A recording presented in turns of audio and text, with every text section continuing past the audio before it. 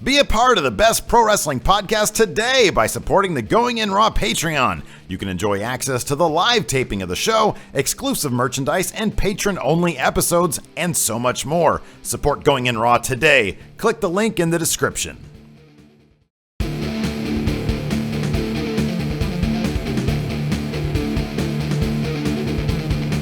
Hey, friendo, Steve here. And Larson. And welcome to the Going In Raw Dirt Sheet, the only place you need to be going to for pro wrestling news, right here at youtube.com/Steve Larson. Also available wherever fine podcasts are available, including the iTunes, where every time you guys hit that subscribe and download button via on your iPhone or your little Android device.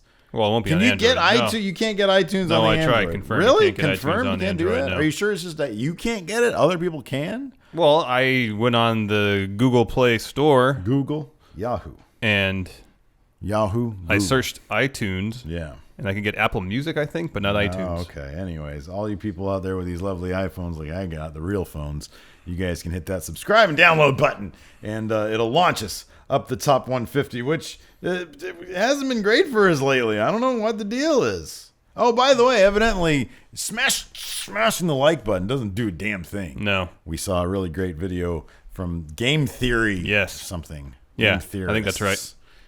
where they explained what's going on with YouTube these days. And essentially, we're kind of doing the right thing. Like we've got. Yeah, what we thought we were supposed to do is still what we're supposed to do, and we're already doing it. It's essentially long-form daily content. They want Which to be we're pretty like much doing. Netflix. We're pretty much doing Pretty much doing that. We've got our NXT 205 Live recap show, which we've excised now from the dirt sheet. Now it's his own show every Thursday. It's up right now. You guys can take it out. Take it out to dinner. You guys can check it out. Or take it out to some sushi. Oh, that sounds good. Sushi does sound good. Although that little sandwich we had from Safeway that I had. I didn't have a sandwich from Safeway. You did. I had one. It was pretty good. We're not even in the top 150. How is Mauro Ornello's booty podcast up in here and we're not? I don't know. I bet Boss Rootin is the best thing about that podcast. That could be. It's just it's just my hate. Spewing forth. I met Boss Rootin once. Yeah, I remember you always say that. Yeah, he seemed like a nice guy. Yeah. I'm sure Mauro Ornello's a nice guy too. Block party. Ooh. Anyways. So yeah, this is the dirt sheet where we compile all the news of the week and we put it in one spot. We dump it off in one spot. And today's Thursday. We're shooting this on Thursday. It goes up tomorrow morning. Yeah. Today we got like a couple of big chunks. Huge stories this week. Our lead this story. Has been a boon for weeks of news. Our lead story today, Ashley got word of it driving over here to your house this morning. Right. There's breaking news on ESPN radio. Breaking news. And the news is Brock Lesnar has been suspended by the Nevada State Athletic Commission. The Beast, Brock Lesnar. This is their own. They have their own wellness policy. Yeah, and he violated it. It's called steroids.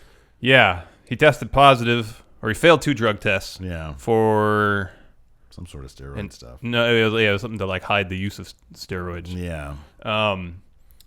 So the Nevada State Athletic Commission suspended Brock for 1 year and fined him $250,000 for his 2 failed drug tests. And I guess apparently this suspension seemed like a formality because he signed some form of agreement, or a settlement. He reached a settlement with the Athletic Commission, and according to that settlement, so long as Lesnar accepted this punishment, he wouldn't have to admit to any wrongdoing.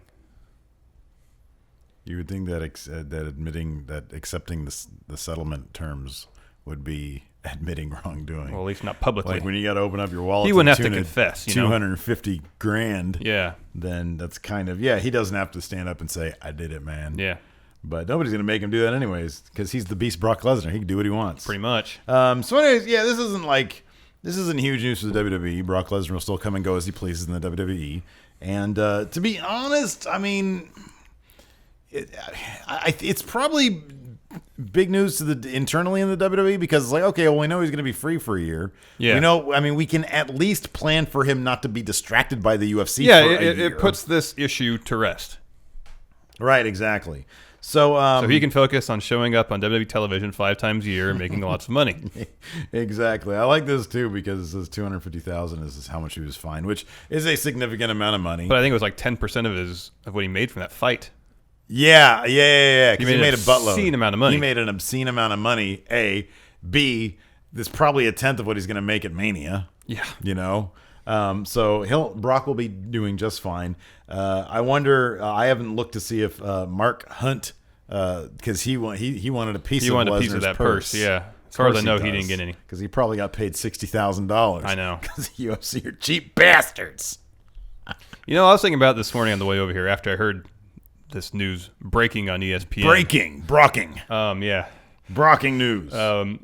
That what if at SummerSlam, instead of Brock facing off against Randy Orton, he faces off against the entire Nevada State Athletic Commission. That would make sense if SummerSlam were to take place in Las Vegas, but it wasn't. It was in New York City. Because I've said ever since Mark Hunt Goldberg beat him that I feel like someone else should have beaten Lesnar first. Yeah, I disagree with that, but continue. You can disagree all you want. We can disagree.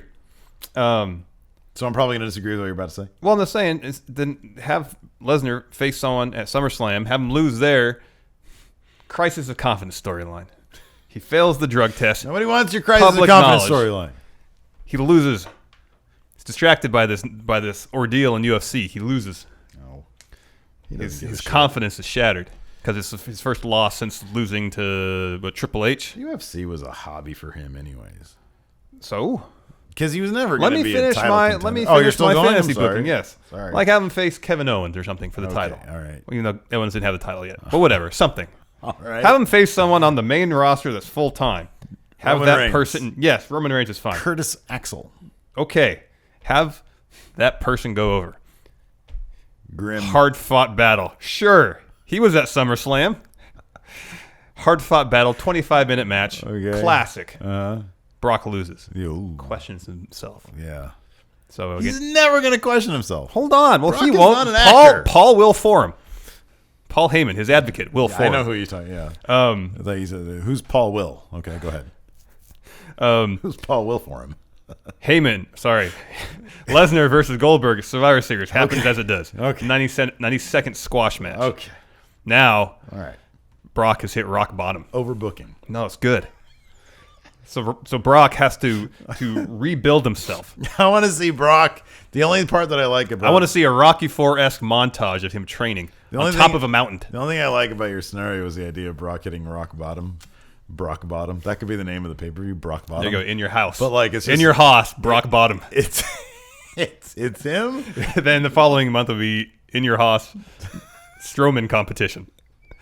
I remember in Anchorman when he was in the dumpster eating a pancake. No, that was semi-pro. Wait, which? Yeah, that was semi. I was semi. Anchorman is when he's drinking the milk on the hot day. Brock's in a dumpster with some hot milk and a pancake.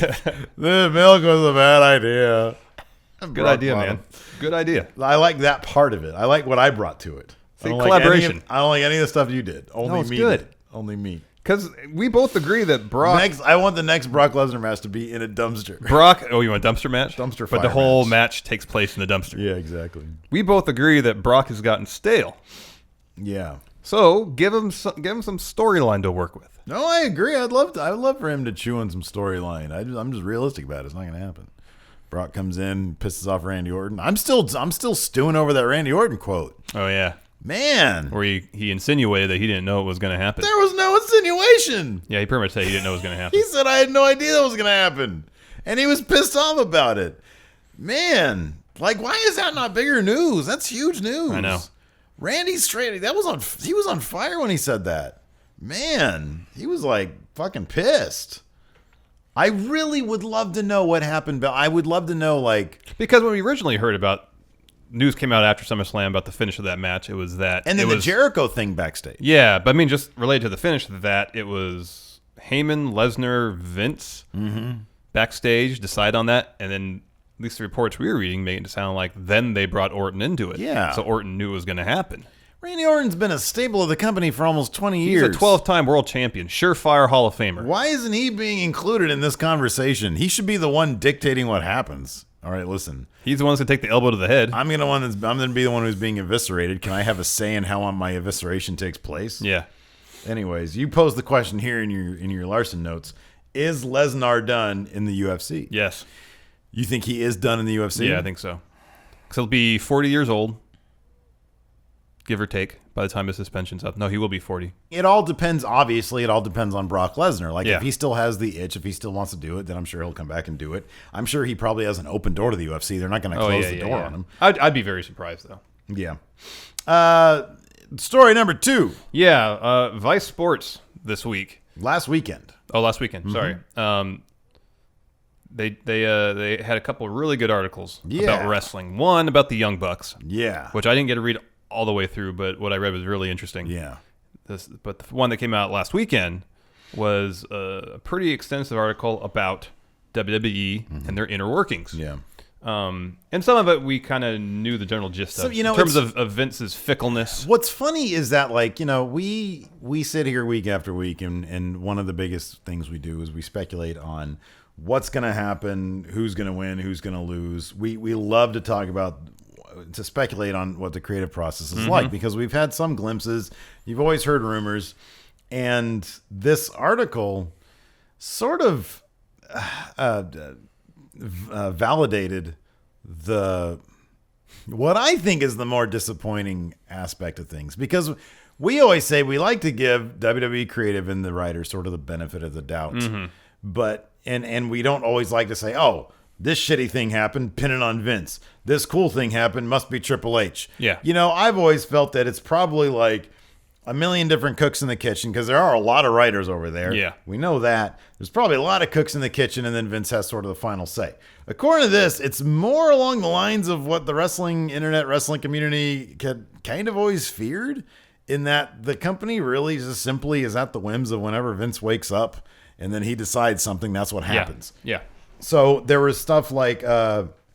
Well, here's there's a wide range of sources, including what's his name, Brian Gerwitz. Yeah, who former is, writer, a couple former writers for WWE, some executives who I guess chose to remain anonymous. Right. Yeah. And one of this quote's great from a former executive. He or she says, "It is an insular company run by Vince McMahon." Yeah. And Vince's philosophy is every day is your first day on the job, which means I guess every day you're supposed to be nervous and anxious that you're about to mess up. Because on the first day of every job I've had, I'm like, okay, I love that. Try not to mess up. I love that's your interpretation of it, and you're absolutely. I hadn't even thought about it in that respect. I'm pretty sure that's not, at least in his mind, what's intended. But when I read that, I was like, man, first day of every job I've had, I've been so nervous and anxious. I know. And trying so hard nervous. Not to mess up. I know. You're like, I have no idea what I'm doing here. Yeah. So I love that interpretation of it, because it's probably closer to what it is. But it says it's his way or no way. And this one here from a former senior level executive. There's no overriding strategic vision. Just put it in there and see what happens. It's frustrating for the writing staff, which makes sense. Like when Vince wakes up and says, all right, Charlotte's going to win the Hell in a Cell match. Despite the fact I'm sure creative had been planning for days, if not weeks, not months, but at least weeks, for Sasha to win the match. And so they booked the match accordingly. Yeah. This is interesting in terms of process. A normal week for the writing team at WWE goes like this. The writers, let's say for Monday Night Raw, come up with ideas and lay out the upcoming week's show, which includes 16 segments over 3 hours. It's pitched to Vince on Thursday or Friday.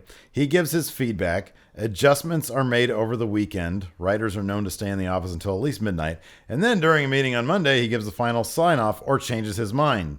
Quote, sometimes the script will change in production meetings the day of the show. That's attributed to David Kreisman, a former head writer who resigned in 2013 after just 4 months at WWE. So that sounds like he was brought in as head writer and then was like, fuck this.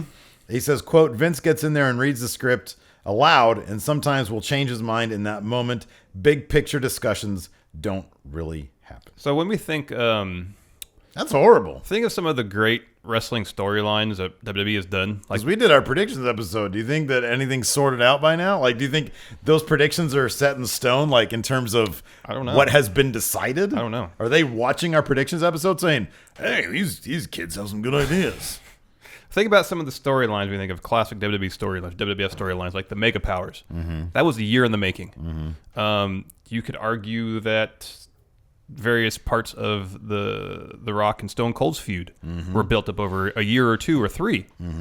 But then here's the thing about that, though, is that when The Rock was set to face Austin at WrestleMania at 15, the first one they were at together, according to several sources, Dave Meltzer was talking about this on Twitter a month ago, because The Rock had mentioned this in like an Instagram post, that there are talent lined up figuratively outside Vince McMahon's door trying to prevent The Rock from main eventing with Austin at WrestleMania 15.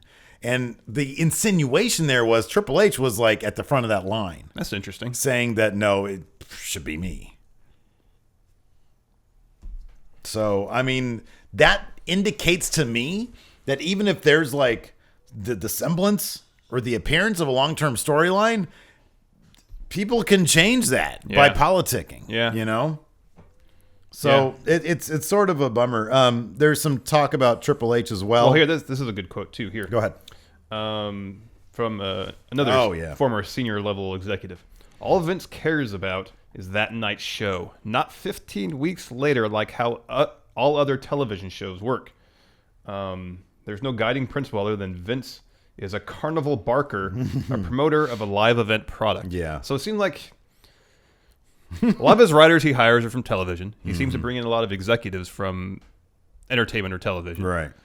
But elsewhere in this article, it says that he I think the wording is pays lip service to outside ideas, but at the end, he just does what he wants to do. Yeah. So it seems like there's a constant push and pull and tug of war between the people he hires to do their job as television producers and himself, who is maybe, at least in some respects, still kind of tied to wrestling's past. Yeah. And it's an interesting dynamic. Because here's the thing, dude, is like, we went to film school way back in the day. We didn't have to in order to come up with the idea of carry out a storyline that has a beginning, middle, and end, and see it through to that end, which in the wrestling business you call the blow off, the blow off match. That's such a basic philosophy, but if you're running things literally day to day, I know. And then like as a writer, you can't do anything. That's got to be the most frustrating thing in the world. Yeah, that's got to be why, or at least one of the reasons why the turnover rate in creative is so high. So high. Now, like I was saying earlier, there is some info about Triple H here, which in my opinion, I would think gives some hope for the future. When Vince does call it a day, one way or the other. From Brian Gerwitz, it says Paul Levesque, Triple H, can't control the main product the way he wants to. Vince wins. I don't know if that's necessarily Gerwitz's thoughts. Gerwitz's thoughts are later on. This is from a former senior level executive. Oh, okay, I got you. Oh, yeah. I'm sorry. He also goes on. NXT gave Paul his baby because Vince can't oversee everything. And the article continues. The same person said he's an old school guy, talking about Triple H, a true wrestler, but look at the ratings. Where are the stars? Smart marks love these characters, but that's not the audience that drives a giant business. And then Gerwitz adds, if you don't have a compelling character, it doesn't matter how good the match is athletically, he says. They'll just have people sitting on their hands waiting until it's over, which I don't necessarily agree with. I don't agree with that at all. I don't. I absolutely completely disagree with that. You have wrestlers like Cesaro who are over by and large because of his ability in the ring. Yeah, exactly. Granted, he can connect with the audience, but largely people like him because he's really good in the ring. The guys, but it's such a mix of both of them though. That's the thing. No, I know. The guys who are really over. Yeah. You can't just say, well, this guy's really good in the ring and he'll get over because of that. And you can't just say, well, this guy's really charismatic but is awful in the ring, but he'll get over because people will like him in terms of personality. Yeah. You need both. Yeah. Now this is interesting though. Then the story sort of takes an odd twist here, because it talks about Shane McMahon in 2012 made a bit of a power play to try to take over the creative aspect of things. Yeah, at that point, he'd already been away from WWE for 3 or 4 years, I believe. Right. I think it was 2009. Yeah, that sounds right. Yeah, it was in 2009 he left. So 3 years after 2009, yeah. Shane McMahon left, he had returned with, this is interesting, James Frey, who was the author of A Million Little Pieces. And if you guys remember, I don't know why you would, but that it was a book. It was an autobiography. The memoir, yeah. It was a memoir about his days, like as a drug user and all these controversial. And it was made up. Yeah. And Oprah had it on her Book of the Month Club. And then when it was found out that he was lying about everything, she brought him back on just basically to chew him out. Yeah. For some reason, Shane was hanging out with this guy, and they both show up at a meeting. And I like this. A spokesperson for WWE originally denied that Shane had approached WWE in any capacity between 2009 and 2016, but later confirmed that this meeting took place when asked about this exchange specifically. So like, no, he had nothing to do with it. Well, yeah, we have sources saying he made a power grab in 2012. Oh, yeah, that happened. Yeah.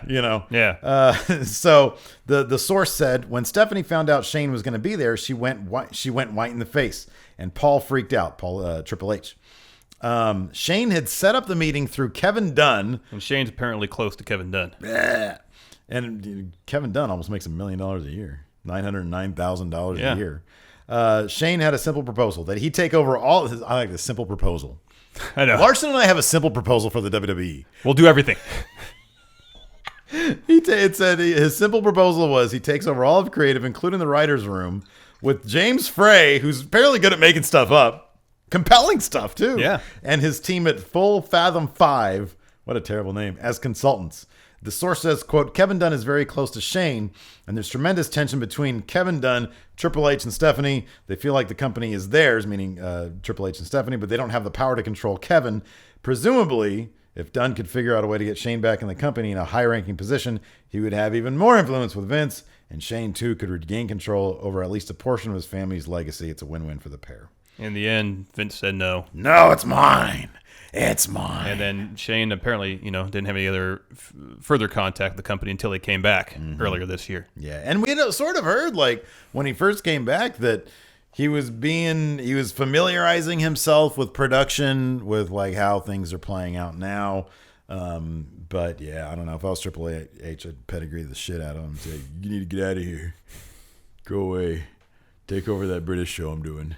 Oh, speaking of which, well, we could talk about this a whole lot more though, because I think a lot of this stuff about Shane making the power play in 2012 is brand new information. It's brand new information.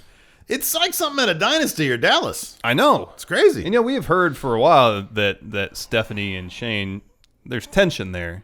That's sad. I'm close to my sister. Like we I'm would close never to do my that. brother, yeah. Me and my sister would collaboratively run a wrestling outfit.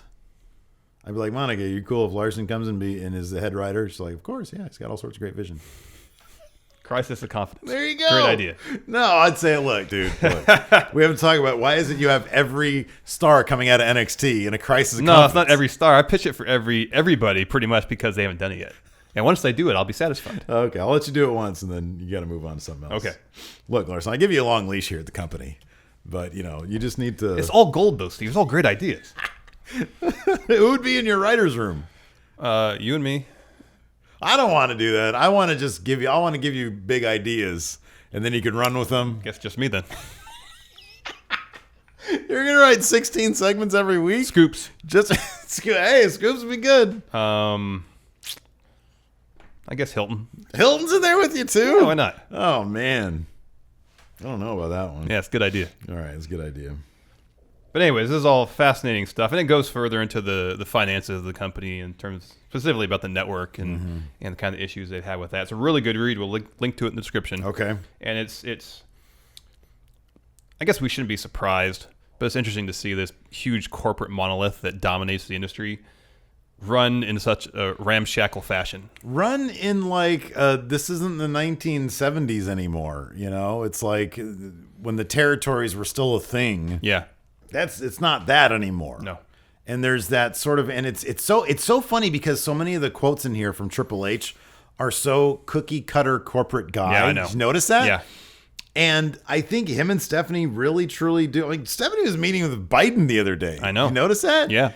I think they understand. I mean, it's funny, dude, because I don't like to. There's always the old thing, like Triple H has said this ad nauseum. All those internet nerds basically think they know, but they don't, But it sounds like we kind of have it right. Like Vince is just doing this on a whim, and Triple H and Stephanie have a more clear long-term vision, and there's just a power struggle going on.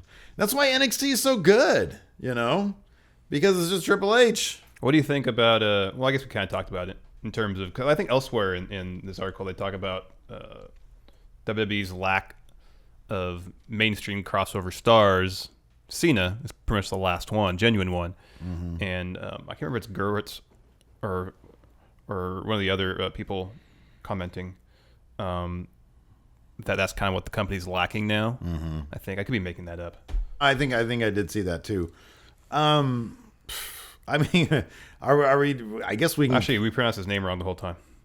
Hey, what is that? It's not Gerwitz. It's Gewirtz. Gewirtz? Gewirtz. Does that sound right? I don't know. Brian Gerwitz. Is it Gerwitz? No, it's Gewirtz. Gewirtz. Gerwitz. Gerwitz. Gerwitz. Gerwitz. Gerwitz. All right. Anyways, I can't stop saying that. I'm sorry. Well, I mean, to be honest with you, I mean, if you think about their big stars, they kind of stumbled into a lot of them. I mean, you give credit to Vince for Hulk Hogan. He saw Hulk Hogan in AWA. Stone Cold developed kind of organically. made himself. Stone Cold made Even himself. The Rock. I mean, The Rock had the initial push, the babyface push, which failed miserably. Yeah, exactly. And then they turned him heel. Then he was given an opportunity. I mean, to really show his personality, and he really succeeded with it. So a couple of weeks ago, one of the friendos in the questions asked, what do you think the big difference is going to be when Vince is gone and how Triple H does things? Are there any cons? And you made the point that Triple H does seem to have, if we're to believe what we've heard, Triple H has a philosophy of it's all a play. Yeah, everybody has their role. Everybody has their role, and that would seem to extend to even regardless of if you're getting over. And so I would hope in the end of the day, though, that if he sees someone's making money for the company, that he would have to elevate their role. You would hope. Yeah, I know, but I wonder if there's still that person. I mean, everybody, look, the knock on Vince was always nobody in WCW is ever going to get over big in WWE because it's not a Vince guy. Yeah. It's not a Vince creation. And I wonder if, to be honest with you, man, that's sort of like, I don't really knock that necessarily because, like, as somebody we both dabbled in the creative arts in some form or fashion, it's like we know what we like, we know what we think works, and if the crowd is popping for something that isn't something we did or we don't understand why they're popping it, the safe move is to not push that because you don't really know.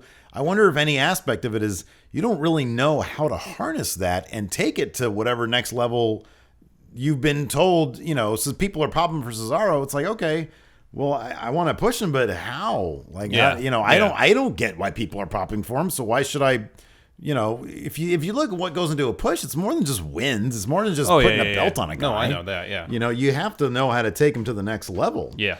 So, I don't know. I mean, Cena, they kind of stumbled into, but I mean, the point is valid. There is no mainstream crossover guy right now, but they're at that point where they have a wealth of talent. I honestly still think Sami Zayn would be the way to go. I really do. I was wondering today, when they broke up the Shield, if they had switched Reigns and Rollins, turn Reigns heel, and have Rollins be in Reigns' place right now. Yeah, because Rollins has a babyface moveset. He's got a much more believable personality than Reigns has displayed to date, more charisma. People really wanted a face Rollins until we got a face Rollins. Yeah. I mean, they pop for him. I mean, it's us who think that, I mean, everybody expected Ambrose to be the one to turn heel. Right, exactly, yeah. But just if they had done that, Reigns right now, or a few months ago, would have began his babyface turn. I know. And it probably would have done wonders for him. Probably would have been huge. It would have been huge. And Rollins could have been that guy. He could have been the crossover guy. Yeah. So. Yeah. So, interesting. Anyways, this morning I woke up and I thought somebody had made like a really, really cool belt and made up a really, really cool story. In 2K17, yeah. In 2K17 about the WWE's UK tournament. Yeah, it was announced this morning. WWE, Triple H, Finn Balor was there. Oh, was he? Cool. Had a press conference. All right. And announced the very first United Kingdom tournament. Okay. 16 wrestlers. Yes. Tournament will take place over 2 days and will air live. It's going to be good. Live. It's going to be good. On the WWE Network, January 14th and 15th. And the winner of this tournament will be declared the first United Kingdom champion. And that belt looks amazing. It looks pretty good. Oh, it looks so good. It looks pretty good. It looks really good. I'm really happy with it. I think he did a kick-ass job. Michael Cole and Nigel McGuinness, formerly of Ring of Honor. Ring of Honor, that's right. Will provide commentary for the tournament. Yeah. And what I found really interesting was that Triple H during the press conference said a couple things going back to kind of the previous story about his kind of corporate mindset, corporate talk. Yeah. But these are interesting ideas he's proposing. Triple H said he intends for this tournament, Triple H, quote, he intends for this tournament to be a launching pad for a brand new UK show filmed weekly in the UK. Also, he said, the tournament is the next step in our ongoing strategy to create localized content for our global WWE network, develop another brand that engages our passionate fans, and add a new dimension to our ongoing storyline. So, if this is to be believed, if this is their strategy, they're kind of taking the territory idea on a global scale. I know. They're using the network to bring back the territories. Now, my question about this is, and it'll be interesting to see what people like Dave Meltzer have to say about this going forward, but there was that whole issue like that was the mark contracts. The mark contracts where they were essentially WWE's offering these sort of low guarantees, like really low guarantees, which would keep wrestlers over in the UK specifically because the scene over there is blowing up. Yeah. I mean, it's funny, man. You get, I talk a little bit about WCPW. I catch it when I can, but the wrestling is good. Like there's some really good wrestling over there, and they bring in really good names. And so there is something happening over there that it's interesting that WWE's grabbing onto it, but it also makes you wonder if this is hastened because they're bringing back the world of sport over there in the UK for the BBC, or I think BBC or ITV, something like that.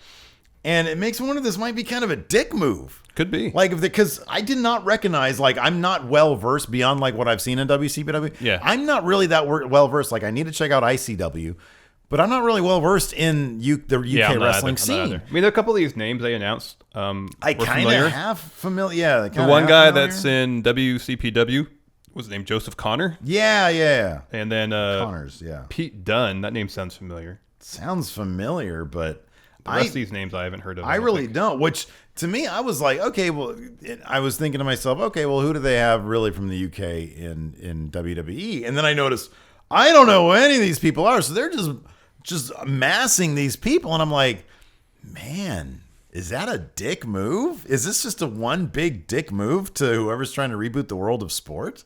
Could be. So that's kind of, I mean, look, I'm down for it because I'm not sure if we'd be able to watch World of Sport out here. Yeah. But yeah, it makes me wonder how that is playing out. Sort of like what was the people behind that, the people in the UK wrestling scene, the promoters out there. What's their take on this? Yeah. You know, because it's like, well, shit, what does that mean now? You know. But I'm really interested in it because we get to see more wrestling with people that we don't know, and I hope that they really. I was trying to. There was It says here, there's a quote in the Forbes article that we're linking to in the description. Finn Balor, he said he was there. He said he also noted the goal of the tournament was to, quote, bridge the gap between the independent scene and the WWE. And there was something I saw, there was a term they were using, and I don't think it's here, but it came off like it's going to be focusing more on sort of, you remember when they debuted, when they sort of tried to repackage Wade Barrett as a bare knuckle brawler, that type of atmosphere, how it's like a bit more on the bruiser side of things. You know what I mean? Yeah. That would be kind of interesting to me, as opposed to like bringing in all sorts of different characters, but just a bunch of badass guys, like mixing it up. Yeah. That would be kind of interesting. Yeah, that would be interesting. You know, because it would be something different. Yeah. So instead of just, what makes you special? I'm from the UK. I thought it was interesting that they're having the tournament not in London, but in Blackpool. Oh, see, there you go. That's cool. And they refer to it here in the official press release as a 16-competitor 2-day throwdown. There you go. See, that's what I'm talking about. The last man standing at the end of the tournament will be crowned champion, awarded a title, which is also revealed at the conference. So yeah, they make it seem more like it's a brawling tournament. Exactly. Like a brawling, exactly. Yeah. So I think that's kind of cool. There was, let's see here. Yeah, the belt looks good though. No, that's a great looking belt. I was trying to see if they had. It's gonna be real interesting to see if assuming this is a success, what other countries they might attempt. I know. Similar tournaments. I know. That'd be really interesting. Like, are they going to start invading New Japan's territory? I don't know. Yeah, I don't know either. I do know. So it'll be interesting. I mean, I think this is just one more way of testing out the waters in sort of bringing, like Finn said, bridging the gap between the independents and the WWE. So, we shall see. Yeah, it'll be interesting. Next up, our last sort of news story before we get to questions. House show producer notes leaked. Yeah, this is just kind of an interesting thing. Yeah, I know. There was nothing really all that like stunning about them. It's just always interesting when some little piece of like dirt or whatever comes out. Yeah, like when those scripts for Raw leaked a few months back. Mm-hmm. Yeah.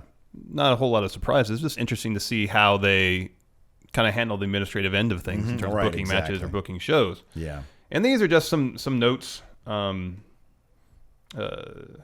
from Vince, for live events. You know, my favorite note is it's one that says, "If you have any questions, ask Michael Hayes." Oh yeah, and his answer will be the very top one. Yeah, I love this. It's got 3 bullet points or asterisks next to it. Yes. Per our conversation with Vince, please, no pile drivers. Who's doing pile drivers that has to come? Like, I thought they banned pile drivers a long time ago. I thought that was a given. Like, yeah, who then had to go back to Vince? Listen. I don't know. I don't forget who it is. One of you guys been doing pile drivers. No pile drivers. And more or less, it just kind of says, if you want to go off script, you have to get it approved first. If you think there's anything questionable, please contact the Freebird, Michael P.S. Hayes. No one is to do the yay boo stuff except John Cena. What does that mean? I don't know. I guess maybe get half the crowd cheering and they have half the crowd okay. booing, I guess. Yeah, I know, but it's like, how can they control who the crowd's going to be torn on? Well, I don't necessarily mean... Just don't instigate it. Yes. Yeah. Don't make it a bit. No impromptu talent promos. And this is a new note. Promos must be approved ahead of time by by Freebird Michael P.S. Hayes, or by the LE agent producer, and talent must run the promo content by an agent/producer, then must approve it. My 2 favorite notes are these. Go ahead. Please do not let talent stall too much, especially during the first match. Kind of similarly, also, agents need to approve heels taking a walk during their matches and limit to the top matches only. What's taking a walk? I think leaving the ring and walking around? Yeah. And there's a lot of stuff here in terms of how to handle injuries. Referees should not play a factor in our finishes. It is important to keep their credibility. Do not compromise the referees or put them in compromising positions. Because this is serious business we're in right here. And but kind of tied to that, if we do a ref bump during the match, have the ref bump to the floor and have a second referee come down to finish the match. Please do not have the ref that was bumped remain in the ring, peeking to see when he should get up and finish the match. I did like that they say, do not, if a talent takes a bad bump or seems to have hurt themselves, do not give in to talent who want to, quote, suck it up and continue the match. The talent's well-being always comes first. Never let an opponent attack their injured opponent to get heat. Don't do it. Yeah. So, yeah, that was all very fascinating. Let's answer some questions. We could ask some, too. We can ask some, too. Go ahead. Kit Kat Katcha. 100% serious question since I'm so new to wrestling. Why do so many wrestlers have wet hair and really oiled up bodies? Evidently, they've been watching the Fun and WCW. Yeah. I mean, doesn't that make grabs, throws, and much more difficult? As far as the oiled up bodies, it makes muscles look better. Mm-hmm, yeah. And I think the wet hair, if you need a reason why, look at Dolph at the end of SmackDown. I would love to see Roman Reigns come out with just like with huge hair, poofy hair, like Fandango hair from that one time. Yeah, poofy hair. Or look at any like match from the South in the '80s, and everybody had huge hair. Yes, I would imagine Kit Kat Katcha that it makes it more traditionally just makes it more dramatic. Yeah, makes you look cooler. Yeah. Tommy T. Hey, friendos. So I've been watching Going in Raw since the beginning. I randomly decided to rewatch the 2015 Fastlane recap episode. And in that episode, Steve said he didn't want to see AJ Styles in WWE. I got to privatize that one, man. And also that in that episode, you had a whole segment about how somehow getting KO over on Maine, Steve didn't think he would do well on the main roster. I stand by that.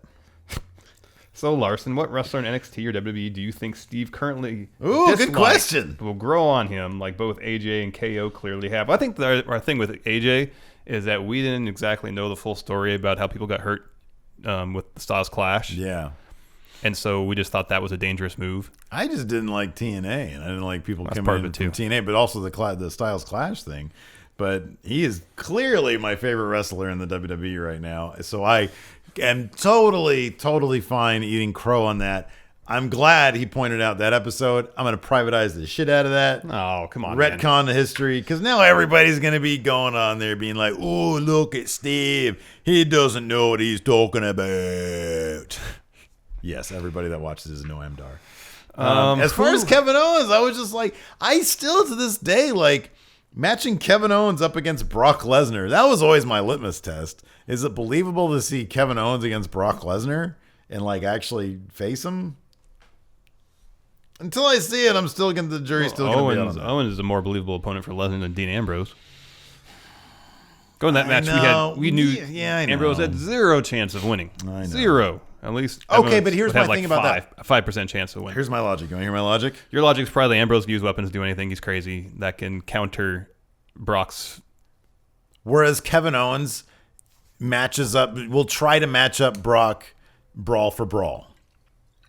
And in that respect, I think it's less believable than Dean Ambrose being a wild card. Look at what happened to Dean Ambrose. He still got murdered. Why not? Because they didn't really let him be a wild card. Yeah, I know, exactly. Who in NXT right now that you don't like? Who don't I like? Ty Dillinger. I watched him last night. I was like, okay, Shine I think is back off for me, for Ty. He's too normal. What do you like about him so much? I think because he is normal. Yeah? Because you see yourself out there. Yeah. You're like, I mean, I think it was Bam posted a picture of he and I face side by side. We look a lot alike. You do, I know. So, I mean, that's me out there. I think and that's good. That's a good reason. He's relatable. Who do you think I see myself in out there? You look at my dick for it, weirdo. I'm not talking about dick size. Who do I look at and I'm like, oh, I'm like that person? Because in my head, I know exactly who it is. Who? Shinsuke Nakamura. Oh, I'm like, I'm exactly like that guy. No. There's a great Shinsuke dick question. Yeah, I'm trying to think of the right answer. Let's be careful with my answer. Oh, go ahead. Big Damo? No, I was gonna say that. I thought about Chris Hero though. Chris Hero would kind of apply because at some point I'd be like, man, it's so hard to keep my body fit. Fuck it, I'm gonna hoss up. Might as well. I mean, you look like John Cena in the face.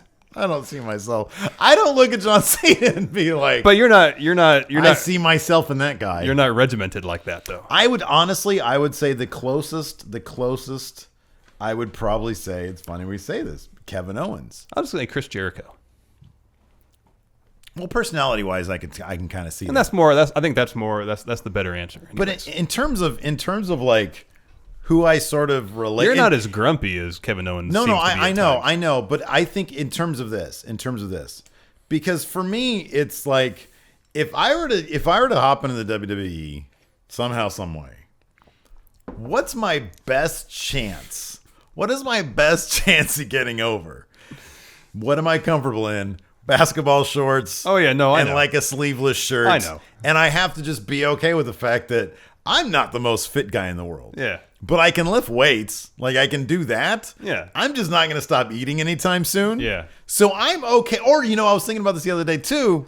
Tommy Dreamer from ECW. And not because of the hardcore stuff. Because he wore track pants and a black shirt. Yeah. And he still does that. And he openly jokes about the fact that him and Bubba Ray Dudley always go back and forth about their weight. Yeah. And, Tommy's old and fat now. And he's not fat, but he's old. I loved that on the Edge and Christian show. Did you watch the one where Tommy Dreamer, took his shirt off?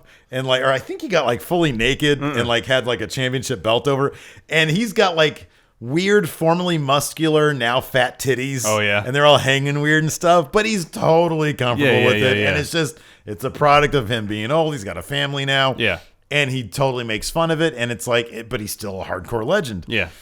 And so his confidence is intact. And I'm like, that would be, I'm fine being, or the Sandman. Yeah. I'm not the fattest guy, but I'd bring XYZ to the table. Yeah. That would be my thing. And I don't Okay. even know what I'd bring to the table. We really didn't answer this question at all. Who do you dislike now that you're going to eventually turn around Who on? do I dislike now? You really don't dislike anybody, though. I don't really dislike You're them. just critical of either their character. Bollywood boys. Do you think do you think I will ever not want to push those guys around? In their current incarnation? I couldn't stand Jack Gallagher in the Cruiserweight Classic. True. Now I love him. He's great. It's possible. Yeah. Anything's possible. I mean, like Rusev. When Rusev debuted, you didn't like him. I didn't like him either. I don't like that body type, but now I love him. Yeah. I think he's fantastic. There's someone else, too, that when they debuted, you didn't like him. And I was like, no, this guy's good. I still need Ty Dillinger's always going to be a battle for me. Even though I know one day we're going to interview him and he's going to be totally cool. And He'll be like me. I want to like him. There's just too much. Maybe it's just too much you. That could be. Maybe I'm like, why are you out there? Maybe you're trying too hard to like him. Just accept him for what he is. But no, my thing is this. I want to be like, I want to like really, if I'm going to be into a guy, I want to be like really into him. You know what I mean? I want to be in him. Okay. Why can't you just appreciate the person's work? I don't want him to have like a lower mid-card career. And I never see him getting anywhere close to the Universal or World title. But he can be an Intercontinental Champion. He could be a good Intercontinental champion. But what do you want in your Intercontinental champion? You want him to jump to the next level. Ideally. I mean, he gets the crowd behind him. All right. Tommy T. No, wait. We just did that one. Oh, yeah. I didn't mean to call you Haas. You're not a Haas. No, I don't. You don't give a shit. I got a good-looking wife. I got the career of my dreams, and I got a house that I like. I don't give a shit what I look like. That's not true. Friendo Block Party World Champion Liam. Twitter Troglodyte Wagner. Ooh. He's been keeping up with Sanity a lot more recently, and he loves the dominant faction that features a male competitor, a tag team, and a female competitor. I agree, Liam. Yeah. If you guys can make a faction from any era with one singles tag and a women's competitor, who would you pick, and what would be the name? What would be thy name? Any era. Okay. Any era.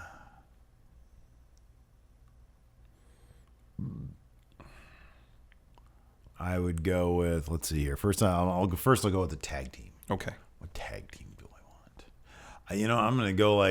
I'm going to say we can go across eras. Yeah. I'm going to go with the Young Bucks. Okay. That's my tag team because they're my hot shit right now. tag team will be...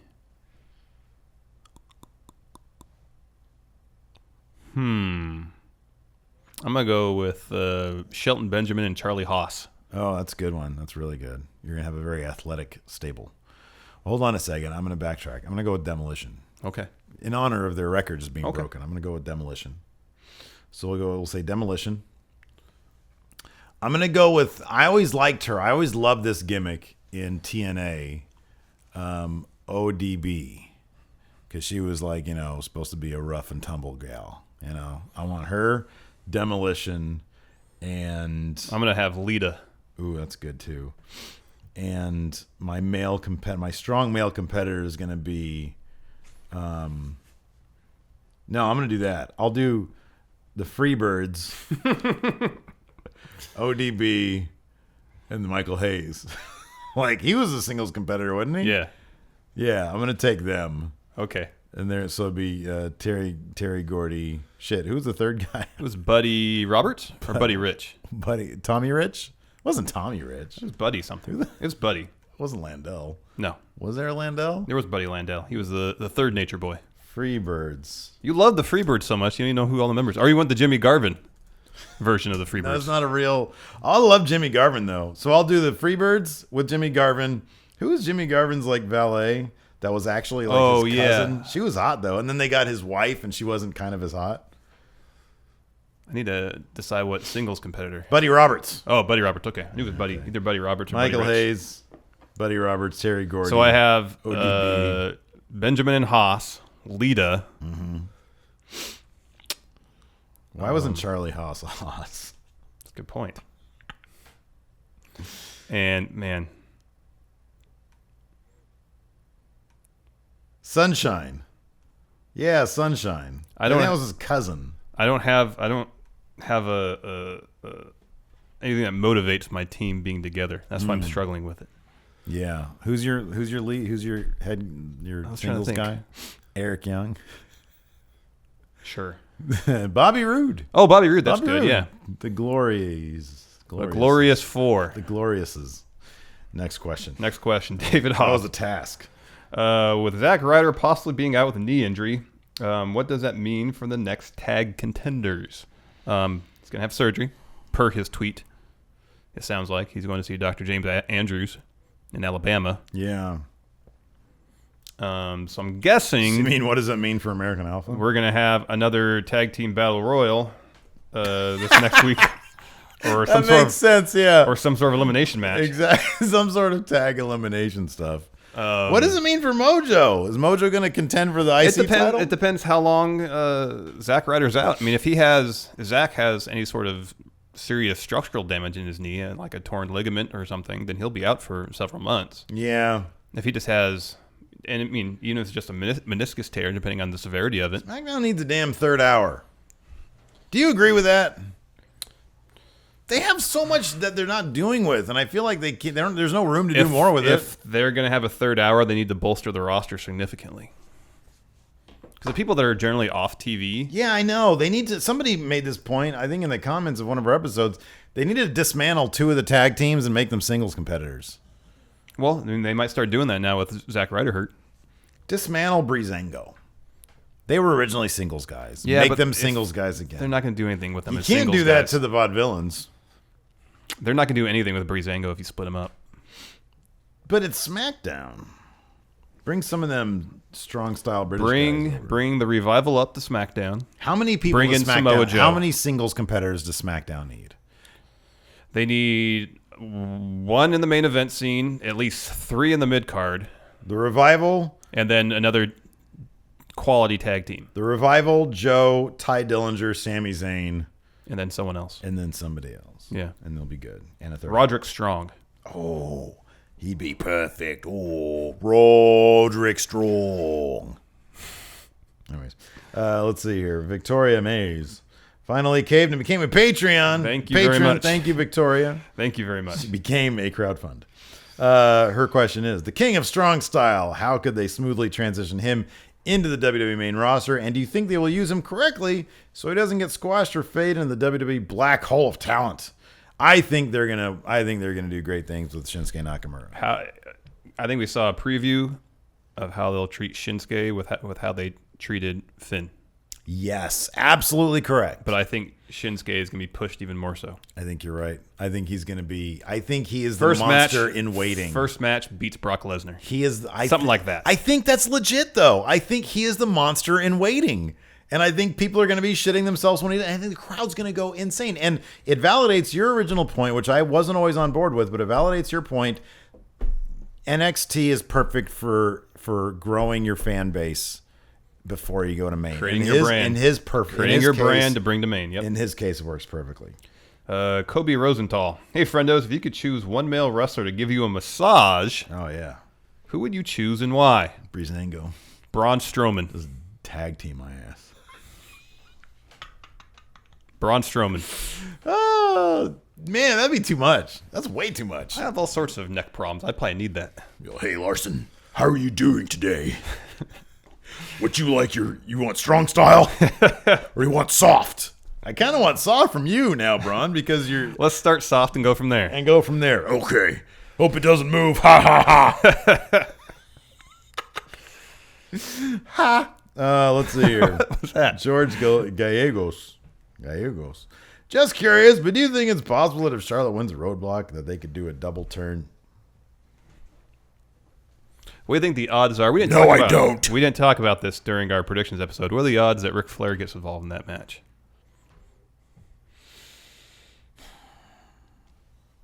If it was any other match, I'd say good, but this is the blow-off, allegedly. Allegedly is the blow-off. Oh, yeah, they said there's no rematch clause for this match. End of the line. So I'm going to say no. Might show up. Yeah, at that's a the good end. point. Good point. I would just really hesitate to think that they would sully it somehow this late in the game. Let's see here. Average 5 Ayman Aziz. Is it me or is Nakamura's schlong? Is his dick always visible? Do you think he should start wearing underwear when he gets called up? No, but that's me. He might. I swear to God, last night on NXT, when he came in, he had the belt. He opened up his vest to show the belt. he started doing this, and he was like I swear to God, he was Drawing just attention? drawing attention to the fact that his dick was just there. I love it. It's sexual. He's a sexual being, man. He's like a sexual being from another fucking alien sex planet. He's from fucking Risa. Yeah. He is fucking from Planet Ecstasy. Are you kidding me? Man. King of Dong Style. And Joey Ryan is not King of Dong Style. That is the King of Strong Style. Yeah. We have some video questions. Dick everywhere. Should we watch them and answer them? Doesn't that worry you? Like, I mean, him? Like, you got no underwear on. You're wrestling. They're like kicks and stuff. They're professionals. I know, but he's strong style. No one, as far as I know, wears like a cup or anything in the wrestling ring. If he has underwear, that's not going to protect his... And everybody's dick is always out. AJ's dick is always... You can always see his outline. Mm-hmm. What's up with that? Keith Thigpen. Like, you would think that all the rubbing and stuff, there's the possibility that you're going to get some fluff job there. It's going to get a little bit thick. I don't know. Like I said, they're professionals. Engorged. Keith Mick Thigpen. Foley, give me more opponents. I'm engorged. Keith Thigpen. Let's see what his video question is. Keith Thigpen here, patron and first-time video question. I just want to talk about Charlotte. Is it possible she's the best WWE superstar not named AJ Styles? My question is, give me your top 10 WWE superstars. My top 5 right now are AJ Styles 1, Charlotte 1B, Seth Rollins, Samoa Joe, and Shinsuke Nakamura. Finish up the top 10 for me, guys. Thanks. Thanks, Keith. Thank you, Keith. Is Charlotte the best WWE superstar not named AJ Styles? She's the best heel on Raw, easily. And Raw is the best show. Everybody's like, you guys are marks for Raw. Yeah, I mean, I think she's the best. She's up there. She's up there for sure. Well, he says so. He gave us his 10. We gave 5 of his 10. We have 5 of his 10. Who else is up there? But let's give our top 10 because he asked that as well. Top 10. So 5 each. superstars. Alternate 5 each. Okay, and including NXT. Sure. Okay, number 5. No, number 10. 10. I'll get evens. You get odds. 10. So you get number 1. Okay. What's your number 1? We'll get to that. We know who it's going to be. I know, but I'm on a different number 1. So I'll do No, number 2. we'll agree on number 1. Number 10. 10. Come on. 10. 10. Ty Dillinger. Yeah. Okay, that's for you. I'm going to lobby your choices. All right. 9. All right. Rusev. Muchka. 8. The New Day. 7. Yeah. Bray Wyatt. Oh, good job. 6. 6. Asuka. Ooh, good. 5. 5. Sasha Banks. Ooh. 4. 4.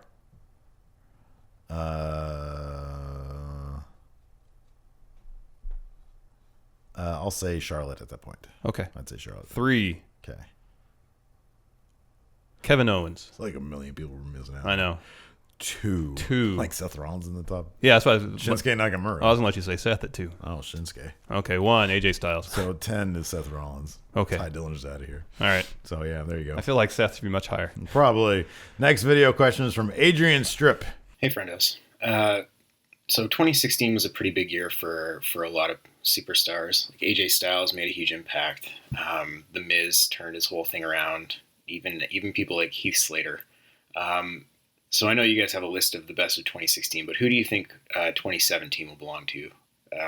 Maybe even outside of WWE. Like, who do you think are the people that are going to make the biggest impact in 2017? Thanks, Adrian. Thank you. Who's going to have the best 2017? Let's go by various organizations. On a WWE main roster, yeah. Yeah, Shinsuke probably. Yeah, he'll probably get called up around WrestleMania season. I think so. And dominate. He's gonna be the rest of the year. 2017. Who's gonna have the best 2007 in NXT? Oh, Bobby Roode. Probably. Definitely Bobby Roode. Yeah, absolutely. What about in Lucha Underground? Oh, fuck, I don't know. I have no idea. I don't keep up near Pentagon Jr. There you go. New Japan. Oh, Kenny Omega. Yeah. Easily. Absolutely. Ring of Honor. Kyle O'Reilly. Or is Adam Cole going to get that belt back? I don't know. I don't know Adam Cole's contract situation. I think true. it kind of depends on that. Yeah, that's a good point. I mean, he's sort of a. We're going to do a predictions episode of Dirt Sheet towards the end of the year. Someone on Twitter posted our predictions from last year when we were reviewing them, and we were off on a lot of them, but a couple we got right. We're in the ballpark here and there. Who will have the best 2017 in Ring of Honor? I feel like it's not going to be I feel like it's going to be Adam Cole. I think he's going to raise his game to another level before he goes to WWE. That's what I'm going to think. Okay. I think he's going to make himself. He's going to get up there, and maybe he's going to go. Maybe he's going to do dilly dally in Japan a bit more and try to follow in Kenny Omega's footsteps. He's going to ingrain himself more as a potential leader of the Bullet Club. Got you. Jason the Cabbie. He has one question for us. Howdy do, friendos. It's your old pal, Jason the Cabbie. So let's just get right into it. I apologize in advance for the length of this video, if it does run on a bit. I was watching a video Sunday that Max Landis put out, in which he was talking about an interaction with Seth Rollins that got him pondering his role in things and the difference in how both him as a writer and wrestlers approach story and how to move it forward. He was basically saying that as a writer, his job is to introduce many threads, and a wrestler's job is just to figure out who goes over in terms of how to do a story. Neither one is wrong in that, and if done correctly, it could be blended into a very interesting narrative. So, that being said, with last night's tag team match, what exactly do you think they were trying to accomplish? Were they trying to make New Day look like a truly strong team beyond just this 477 days that they've had? Were they trying to introduce further threads of story between Rollins and Reigns and Jericho and all of that? Like, where do you think they were trying to go with that? And do you think they did it efficiently? Thank you, Jason. Thanks, Jason. Whenever he says the words narrative and weaving, I'm always happy. Yeah. Talking about things from a storytelling approach. Storylines intersecting. I think we both said on the Raw show that we both felt that main event on Raw this past week was a really well-told story. I thought that, in terms of the New Day, I like that they seem to be going in the direction of, as of that episode, they were sort of desperately trying to get that record. Yeah. In that they were using some heel tactics here and there to maintain it. And Raw did a really, really good job of making the night feel important. Yeah. Which it needed to do. And I think that are they being booked right now as the strongest tag team? No, that's Cesaro and Sheamus, and that's the club.